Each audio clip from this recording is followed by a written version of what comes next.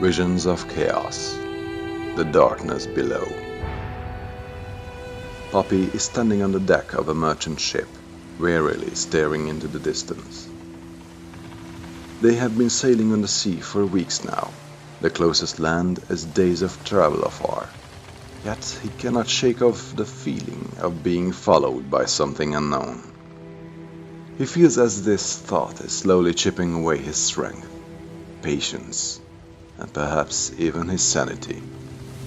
An unexpected noise pulls him back from his gloomy contemplation.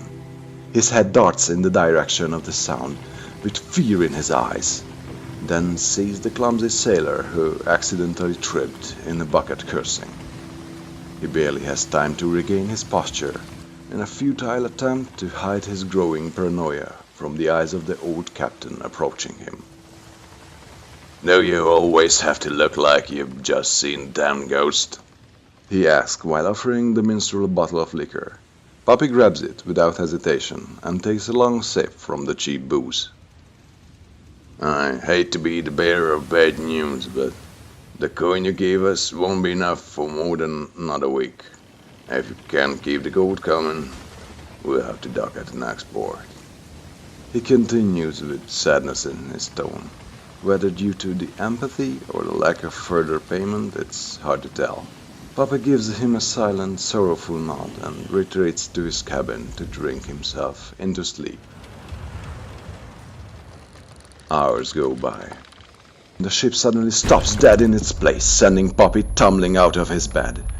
Confused and on the brink of panic, he jumps to his feet as another impact hits the side of the boat. The sound of cracking wood and screaming sailors reaches his ears. He races to the deck only to see that gigantic tentacles are holding the vessel in their clutches. "It's a kraken!" shouts the captain. "Man, grab your weapons and wound its tentacles before it takes us all under!" He commands decisively while stabbing his spear into the monster. The sailor's desperate struggle is cut short when the ship surrenders to the crushing force of the tentacles and breaks in half.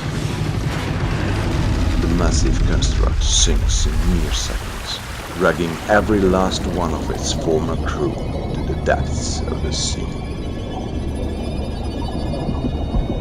Poppy tries to fight the pull, tries to swim towards the surface, but he's running out of air.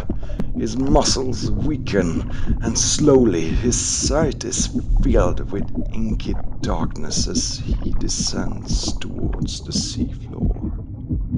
He can almost feel as life leaves his body when a voice crawls into his ears. "How does it feel?" The question couldn't have come from afar, and it still echoes in his half-conscious mind. "How does it feel to be a fraud, a liar, a disappointment?" Continues the voice, taunting the bard with every word, who only now realizes that he's no longer gasping for air, as if he no longer needs it. "Having such a wound and wasting it for what? Fame, money, women, pathetic." Poppy can hear the voice coming from ever closer. Suddenly, two reddish eyes with burning yellow irises appear in front of him, shining in the darkness. "Nothing?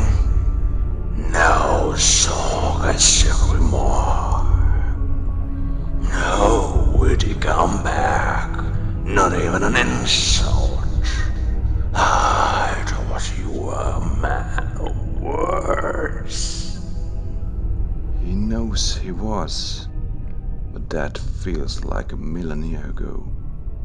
Now he's only a shadow of his former self, left without words or hope. "And where is your precious gift? You lost it, or did it just leave its miserable host? The words sting like thousand needles, stirring his harrowing memories again and again, until they are the only things swirling in his head. Your pain is delicious, intoxicating even. Unfortunately, I cannot bathe in it for an eternity. The Master has plans for you. It only wanted you to know that you cannot run from fate, no matter what way you choose. Its eyes still closely staring into his, Poppy feels a tentacle wrap around his waist. The surface awaits, little morsel. And with that, he's thrown towards the surface with such force that he loses consciousness.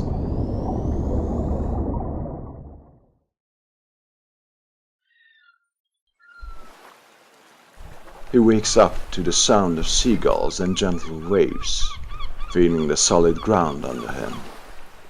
His body is weak, and when he opens his eyes, his vision is still blurry. As he's trying to look around to see where he was washed ashore, he notices an elf-like figure approaching from the trees in front of him.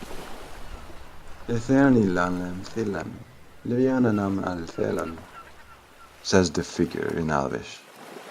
The words ring familiar, and soon their meaning occurs to the minstrel.